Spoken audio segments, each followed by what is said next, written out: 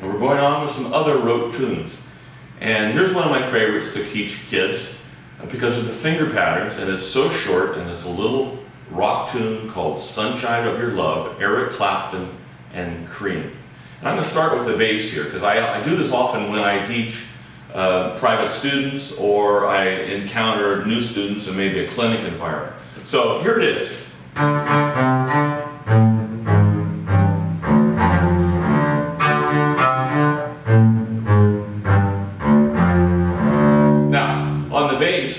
You're teaching third position, chromatic finger pattern, the correct left hand position here, and a great little slick thing is they shift during the open string. And this is one of the things you want to always teach on all the instruments, when you can, shift during the open string. So we have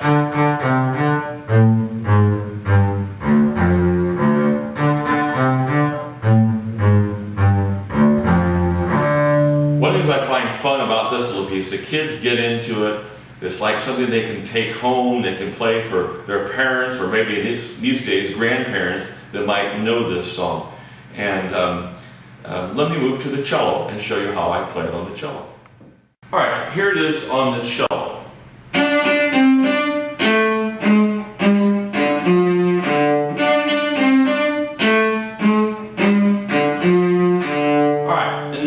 Video we talked about the backward extension. Here's an opportunity to teach either forward extension or shifting. You can do it either way. But here it is, the chromatic alterations of the blues scale.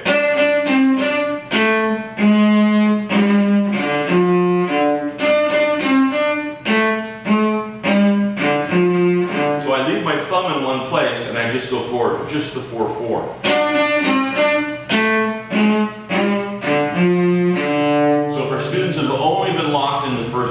What a great opportunity to move around. The other one is the notion of the whole blues scale, and it can be a little more flexible. So you have, you can have fun with the kids doing that on all the instruments, because that's what the guitar players would often do.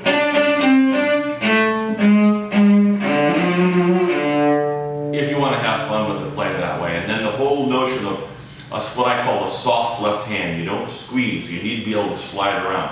One more time on the cello before I take up the violin.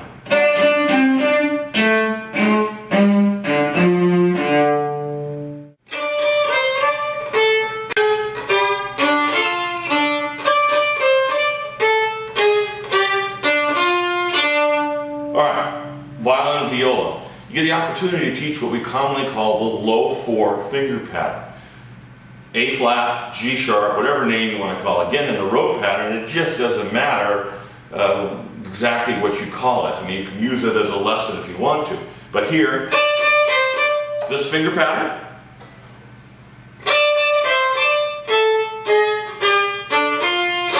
and then the low 4 pattern in the rote pattern. And often this low 4 fingering doesn't come up in the books until much later. So you can deal with some chromatic alterations, use the 4th finger very early in the teaching process.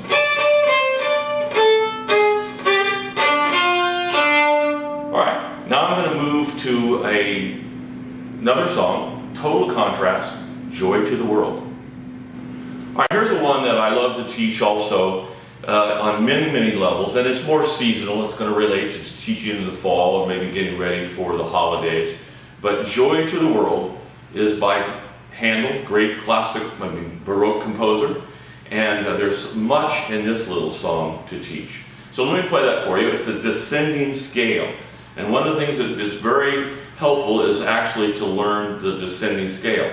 The books always present it going up and down, but there's a lot to learn and practice just working on the descending scale. So here's Joy to the World.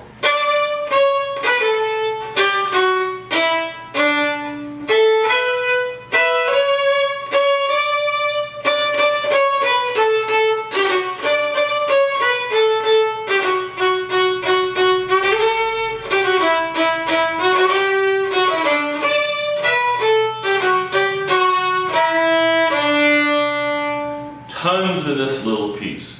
First off, the rhythm and the style of Baroque notes. I play in the middle of the bow. You're working on crisp, clear playing, and I don't use a lot of bow. So,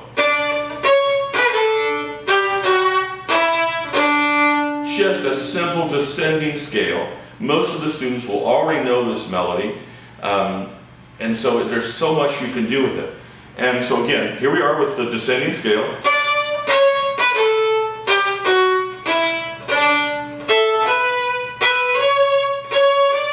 And I use the bowing all as it comes. There's no hooks, no fancy bowing, keeping it simple. One more time.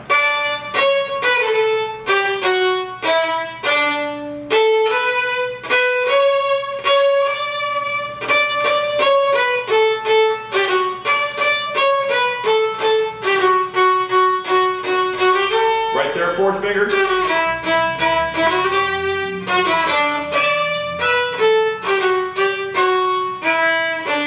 Here it is, one more time. And the octave.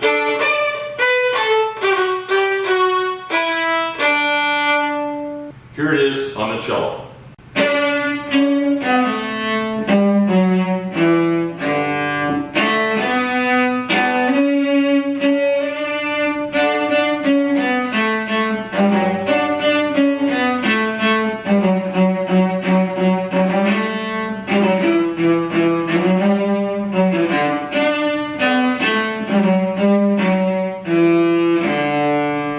Now I'll move to the bass.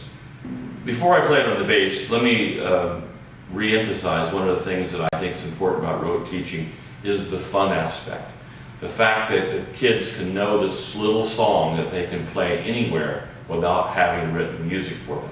They can be asked to play it for family at Christmas time. They can do it on their own. They can use it as a warm-up. They can play it with groups. You know, other kids can play along with them. And so there's just so much fun related to learning songs from rote. So here's what it looks like on the bass.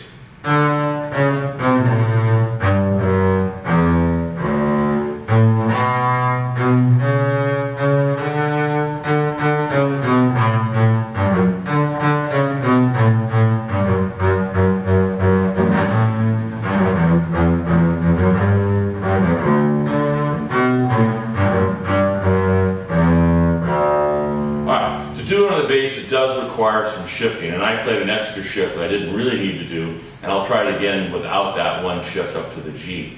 But you're always going to end up teaching the bass shifting before everyone else. You might as well not try to ignore it and give it a go. But here you're starting, we're playing in the key D, you're starting in third position. You can find it this way, and again that descending scale.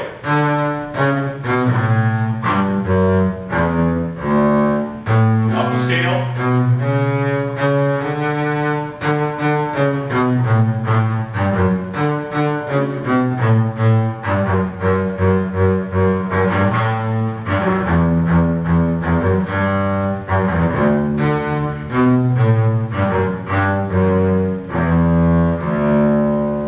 I encourage you to explore and use rote teaching in your classroom.